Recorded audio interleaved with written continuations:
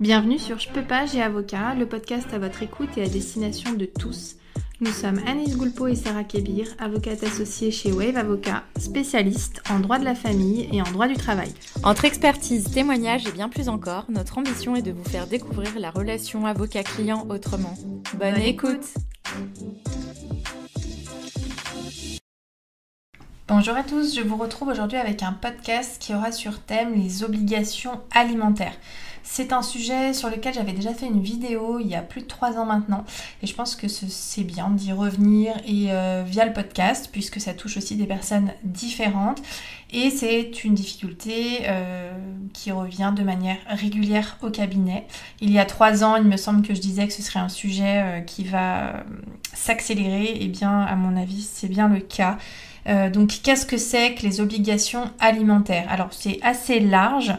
C'est très connu en ce qui concerne les enfants, c'est-à-dire tout simplement c'est la contribution à l'entretien et à l'éducation des enfants, la pension alimentaire. Quand vos enfants sont dans le besoin, en tant que parents, vous devez les aider. Ça, c'est quelque chose qui est assez admis. Mais il y a aussi d'autres obligations alimentaires. Il y a les obligations alimentaires notamment entre époux. Alors ça aussi, c'est plutôt connu. Donc par exemple, dans le cadre de la procédure de divorce, ça va prendre la forme de ce qu'on appelle le devoir de secours. C'est-à-dire que c'est une pension alimentaire qui est versée le temps de la procédure de divorce et qui tient son fondement dans l'obligation de secours d'assistance et c'est une obligation alimentaire, en tout cas pour partie. Et celle dont je vais vous parler aujourd'hui, ce sont les obligations alimentaires entre ascendants et descendants, ou plutôt entre descendants et ascendants, à savoir que ça se propage aussi aux beaux enfants, donc belle-fille, beau-fils. Donc typiquement, c'est la situation où des enfants vont avoir à aider leurs parents puisqu'ils sont dans le besoin. Donc c'est un peu une inversion de ce qu'on a l'habitude de voir, une inversion de ce qui est admis facilement au niveau sociétal, c'est-à-dire qu'on doit aider ses enfants, et bien là, on doit aider ses parents. Donc dans ce cadre-là, qu'est-ce que c'est en fait que l'obligation alimentaire ? Ça va avoir le même fondement, il faut une personne dans le besoin. Donc ici, ça va être un père, une mère, un grand-père, une grand-mère qui va être dans le besoin. Et donc ce besoin doit être... quelqu'un doit subvenir à ce besoin et on va aller chercher les enfants, les petits-enfants, etc. Par exemple, ça va être des personnes âgées qui vont devoir être placées en EHPAD ou qui vont être placées sous un régime de protection avec l'intervention par exemple d'un curateur, d'un tuteur, du conseil départemental ou ce genre de choses. Et bien, il va falloir payer certaines charges et la rémunération, surtout la retraite ou les revenus de la personne concernée ne sont pas suffisants pour subvenir à ses besoins, notamment à ses frais souvent de logement. Donc là ici dans mon exemple l'EHPAD, mais ça peut être aussi d'autres frais, des frais médicaux, tout autre frais, mais des frais qui sont vraiment des besoins, pas du train de vie. Et dans ces cas-là, comment ça se matérialise ? Eh bien, en général, vous pouvez recevoir un appel d'une assistante sociale, vous pouvez recevoir un appel d'un curateur, d'un tuteur, qui va vous interroger en vous disant, voilà, je sais que vous êtes l'enfant d'un tel, le petit enfant d'un tel, et il va falloir payer telle ou telle somme, et je vais devoir avoir besoin de vous en tant qu'obligé alimentaire. Souvent, il y a une première étape, tout le temps même, qui est une étape, on va dire, amiable, une étape de discussion pour avertir les familles et puis voir ce qu'il est possible de faire. Donc, à ce stade, il y a plusieurs possibilités, c'est-à-dire que souvent la personne est surprise, ensuite elle va se demander mais pourquoi et combien.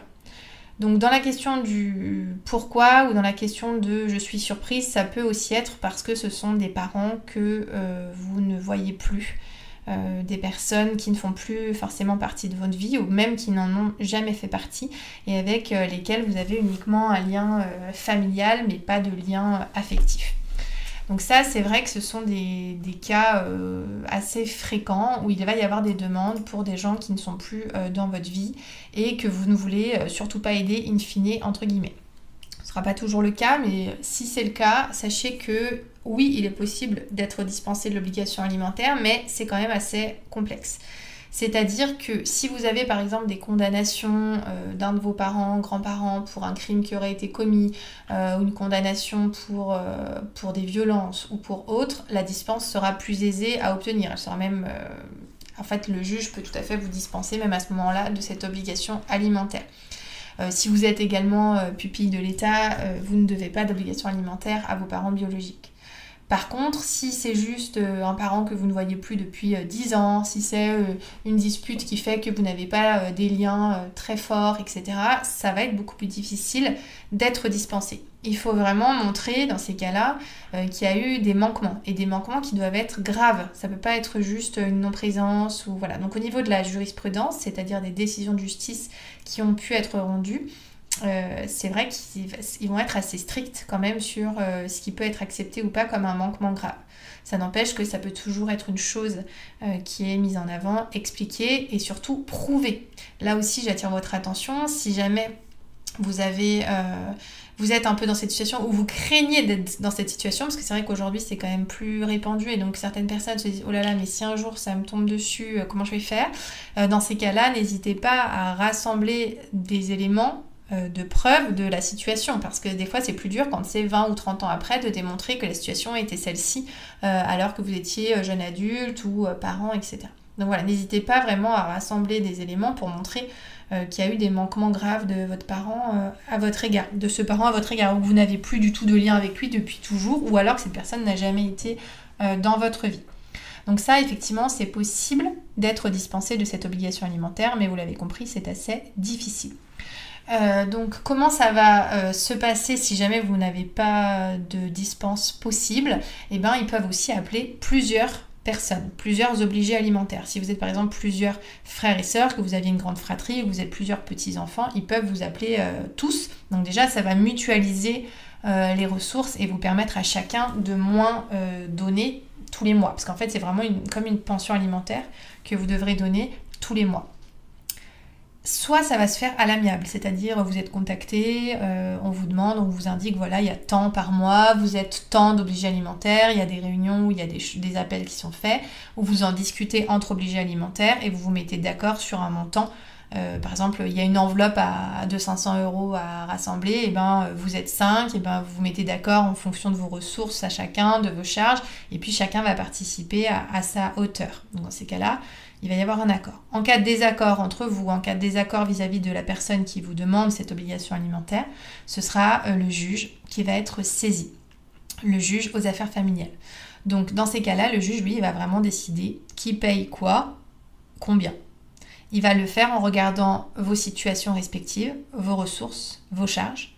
Bien évidemment, on va regarder aussi l'enveloppe dont a besoin la personne. Si la personne a un patrimoine, on va peut-être d'abord liquider son patrimoine. Enfin, c'est même l'option qui sera choisie en premier. Donc si vous êtes devant le JAF, c'est qu'a priori, vous en serez pas à ce stade.